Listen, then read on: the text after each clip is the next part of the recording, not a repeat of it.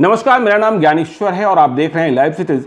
बिहार विधानसभा चुनाव 2020 और टिकट की रेस में आज हम चर्चा करेंगे सीतामढ़ी विधानसभा क्षेत्र की, माता सीता की नगरी सीतामढ़ी। और सीतामढ़ी की चर्चा में आपको हम याद कराना चाहते हैं कि यहाँ किसी के चुनाव हार जाने के बाद भी किस्मत खुल जाती है।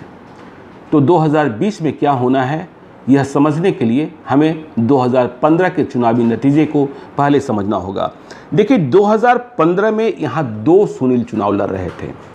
एक सुनील जीत गए, दूसरे सुनील हार गए।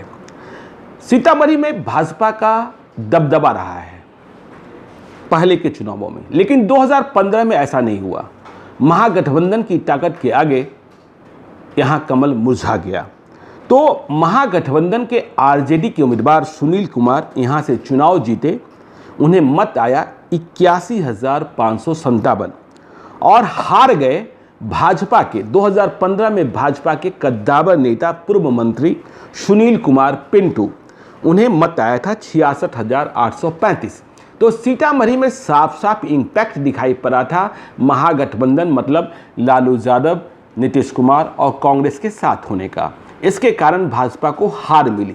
अप्रत्याशित हार थी, लोगों को चौंकाने वाली हार थी, तो हार गए। देखिए, 2015 में 2,59,355 मतदाता यहाँ थे, जिनमें से 1,64,358 लोगों ने मत का प्रयोग किया था, मतलब 63.37%। तो देखिए, जैसा मैंने आपको बताया कि हार से भी किस्मत खुलती है।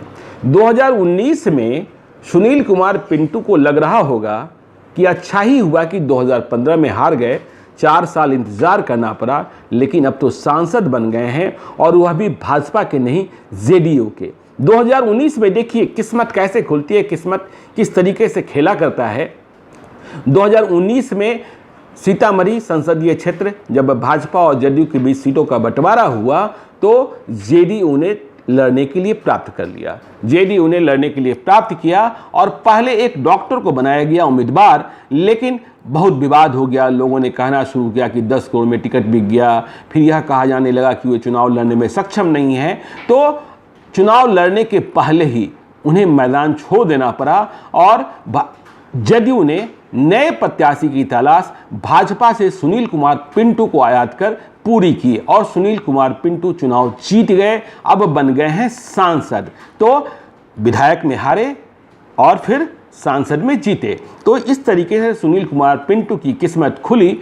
अब हम चर्चा करते हैं कि 2020 में टिकट की रेस में सीतामढ़ी में होगा क्या। तो देखिए, जैसा मैंने आपको बताया कि सीतामढ़ी भाजपा की परंपरागत सीट रही है। सुनील कुमार पिंटू अब जेडीयू के सांसद हैं, लेकिन कहने वाले लोग कहते हैं कि मन से वे भाजपा के ही हैं और भाजपा की दावेदारी भी अब भी सीतामढ़ी विधानसभा क्षेत्र के लिए है। सीतामढ़ी विधानसभा क्षेत्र भाजपा नहीं छोड़ना चाहती है, लेकिन सवाल ये पैदा होता है कि यदि दावेदारी नहीं छोड़ती है भाजपा तो यहाँ उम्मीदवार कौन होगा। लोग कहते हैं जेडीयू के जो मौजूदा सांसद हैं उनके ही दो बिल्कुल करीबी या यूँ कहें कि परिवार के दावेदार हैं, टिकट की रेस में शामिल हैं। सुनील कुमार पिंटू की पत्नी भी चुनाव लड़ना चाहती हैं भाजपा से और उनके एक सहयोगी हैं संजीव कुमार सिंह, उनकी चर्चा भी चल रही है।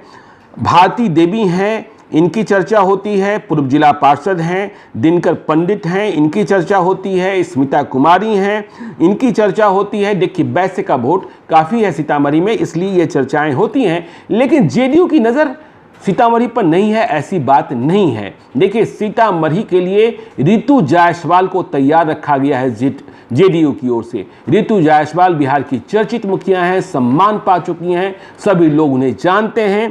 तो रितु जायसवाल का क्या होगा, नहीं होगा, क्या सीतामढ़ी में चुनाव लड़ेंगी या फिर उन्हें किसी और विधानसभा क्षेत्र से चुनाव लड़ाया जाएगा, यह देखने वाली बात होगी।